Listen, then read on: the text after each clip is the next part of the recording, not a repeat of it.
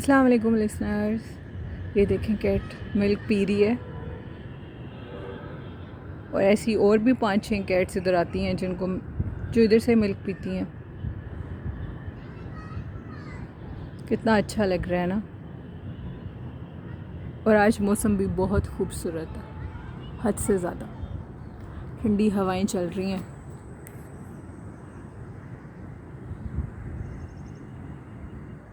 और परिंदे उड़ रहे हैं आसमान पे।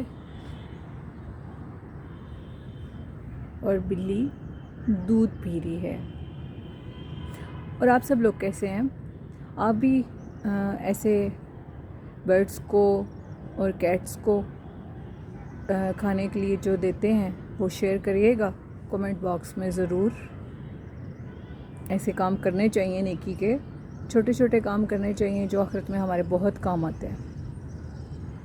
अल्लाह हाफ़िज़।